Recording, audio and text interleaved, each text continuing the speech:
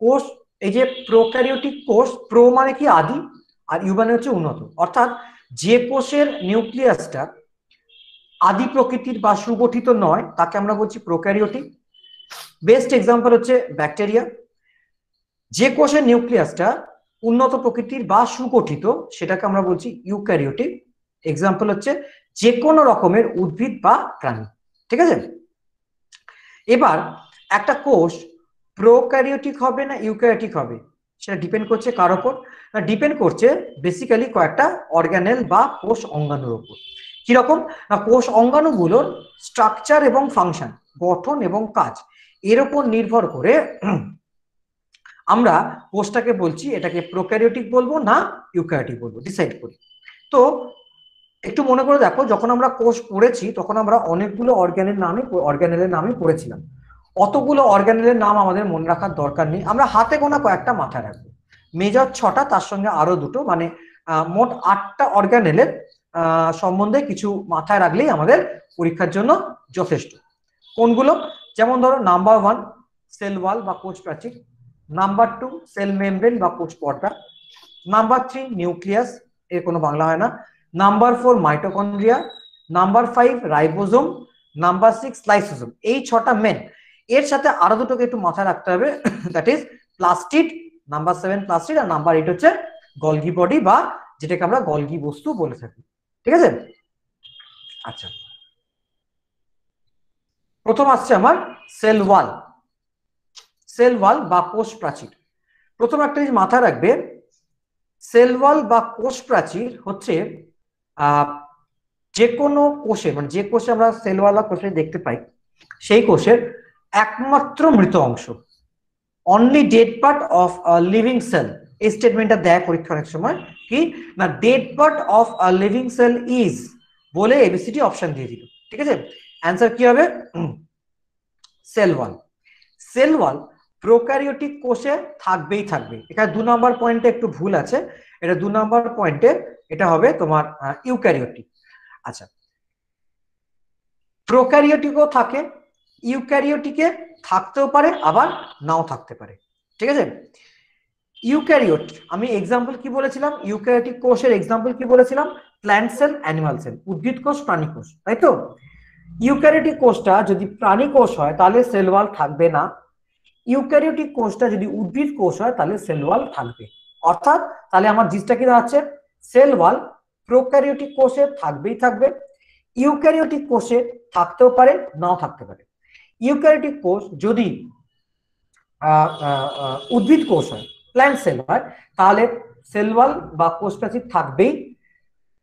Eukaryotic কোষটা যদি animal sell হয় বা প্রাণী কোষ হয় তাহলে সেক্ষেত্রে সেল ওয়াল থাকবে না। ঠিক আছে, আচ্ছা, তাহলে আমি প্রথমেই বললাম যে অর্গানেল বা কোষ অঙ্গাণুর গঠন বা কাজ এর উপর ডিপেন্ড করে আমরা সেল ওয়ালটা, এই কোষটাকে ডিসাইড করছি যে weather it is prokaryotic or eukaryotic. কিন্তু আমরা এখানে দেখছি প্রোক্যারিওটিকে সেল ওয়াল আছে, আবার ইউক্যারিওটিকে যদি ওটা প্ল্যান্ট সেল হয় তাহলে আবার সেল ওয়াল থাকছে। অর্থাৎ তাহলে ডিফারেন্সটা কোথায়? ডিফারেন্সটা হচ্ছে যদি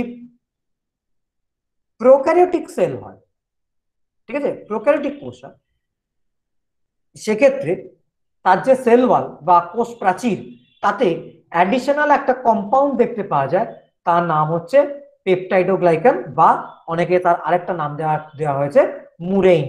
ঠিক আছে, পেপটাইডোগ্লাইকান বা মুরেইন, যেটা আমরা প্ল্যান্ট সেলেতে দেখতে পাই না। বোঝা গেল কি বললাম? প্রোক্যারিওটিক সেলের সেল ওয়ালেতে পেপটাইডোগ্লাইকান বা মুরেইন দেখতে পাই, কিন্তু প্ল্যান্ট সেলেতে আমরা সেটা দেখতে পাচ্ছি না। ঠিক আছে, that is the basic difference. Peptidoglycan বা মুরেনের কাজ কি? পেপটাইডোগ্লাইকান বা মুরেনের কাজ হচ্ছে ব্যাকটেরিয়াকে বাইরের আঘাত থেকে, বাইরের বিভিন্ন রাসায়নিক পদার্থ থেকে রক্ষা করা।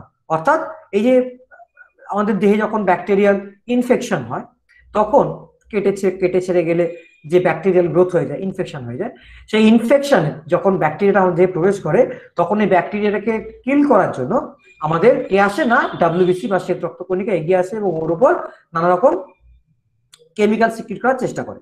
এই কেমিক্যালের হাত থেকে কে বাঁচিয়ে দিচ্ছে ওকে? পেপটাইডোগ্লাইকান বা মুরেন বাঁচিয়ে দেয়। ঠিক আছে, সুতরাং মাথা রাখবে পেপটাইডোগ্লাইকান বা মুরেন কেবলমাত্র ব্যাকটেরিয়াল কোষেতেই দেখতে পাওয়া যায়, প্ল্যান্ট সেলের সেল ওয়ালেতে দেখতে পাওয়া যায় না। আচ্ছা, দ্বিতীয় হচ্ছে সেল মেমব্রেন বা কোষ পর্দা। মাথা রাখবে এর সবচেয়ে বড় স্টেটমেন্ট হচ্ছে most elastic part of any cell, অর্থাৎ সেল মেমব্রেন বা কোষ পর্দা প্রোক্যারিওটিক সেল হোক বা ইউক্যারিওটিক সেল হোক দুটো ক্ষেত্রেই দেখতে পাওয়া যায়, ঠিক আছে। এবং সেক্ষেত্রে মোস্ট ইলাস্টিক পার্ট, ইলাস্টিক মানে টানলে বড় হয়, ছেড়ে দিলে আবার ছোট হয়ে যাচ্ছে আগের জায়গায়, মানে স্থিতিস্থাপক যেটাকে আমরা বলি, সবচেয়ে স্থিতিস্থাপক অঙ্গাণু হচ্ছে কোষ পর্দা বা সেল মেমব্রেন, ঠিক আছে।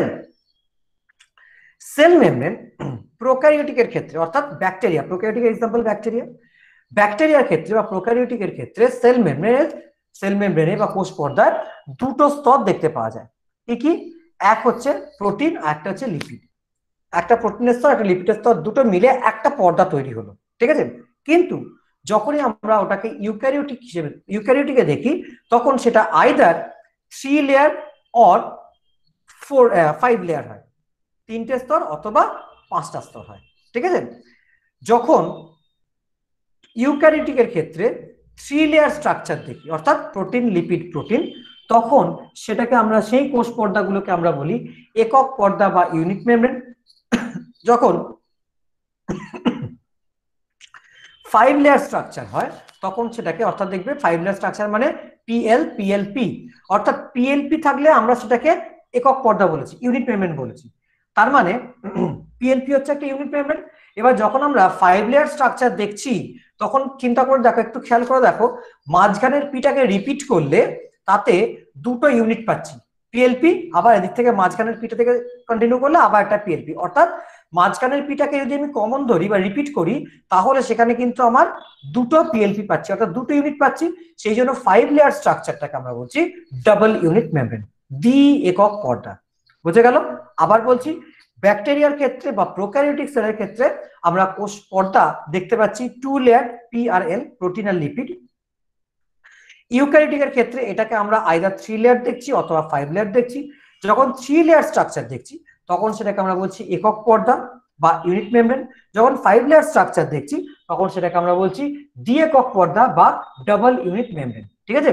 আচ্ছা, তো একক পর্দার এক্সাম্পল যদি চাই, অর্থাৎ ইউনিট মেমব্রেনের বেস্ট এক্সাম্পল যদি চাই, মাথায় রাখবে ইউনিট মেমব্রেনের বেস্ট এক্সাম্পল হচ্ছে এয়ার ব্লাডার অফ ফিশ, মাছের পটকা যেটাকে আমরা বলি, বায়ুথলি ওদের একটা, তার যে মেমব্রেনটা, ওই মেমব্রেনটাকে best example of unit membrane. আর ডাবল ইউনিট মেমব্রেনের যদি এক্সাম্পল চাই তাহলে মাথায় রাখবে হিউম্যান, চোখ বন্ধ করে হিউম্যান বলবে, হিউম্যানের যত মেমব্রেন আছে those all are double unit membrane, okay. আচ্ছা, 3 নাম্বার চলে এসো নিউক্লিয়াস। নেক্সট হচ্ছে নিউক্লিয়াস। নিউক্লিয়াসের একটা